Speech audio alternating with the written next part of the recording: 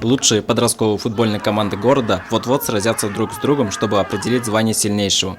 Айдар Сафин, ученик гимназии, имеет много спортивных достижений по футболу. Как и положено, своей команде он желает упорства и сил, чтобы дойти до победного конца. Первый раз я начал заниматься в 10 лет где-то.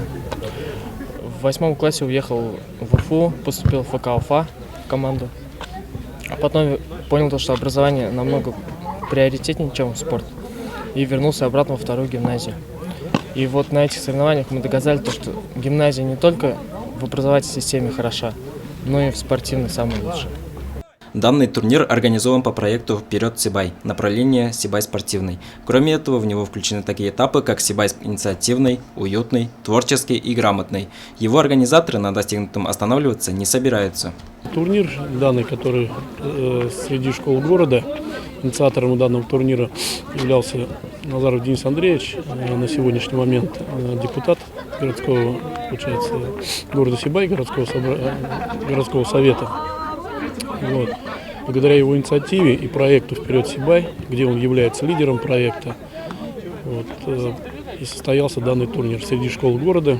Объединили, получается, конечно, не без поддержки обошлось от нашей администрации, именно отдела образования, которые с удовольствием пошли навстречу, и спорткомитет поддержал то же самое.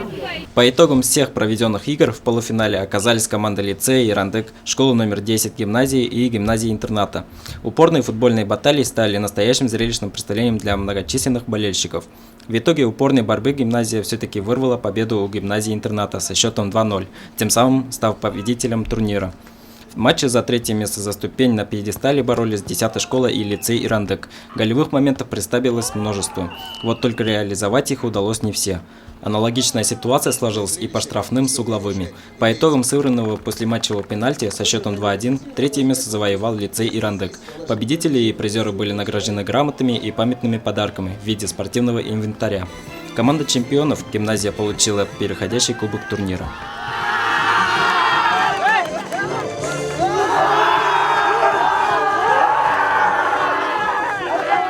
По результатам турнира и участники, и организаторы остались довольны проведенным спортивным мероприятием. И самое главное, команды проявили уважение друг к другу, несмотря на сильное соперничество на футбольном поле. В соревнованиях у нас приняло участие 13 команд школ, то есть у нас практически все школы были задействованы, играли на данном турнире. Нам хотелось бы поблагодарить депутата Дмитрия Андреевича Назарова, который в рамках проекта, опять же, «Вперед Сибай» организовал этот турнир.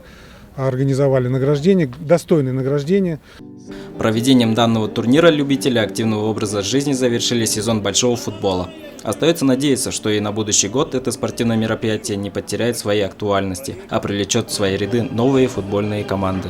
Данил Алибаев, Олег Кадыров, телекомпания СТВ.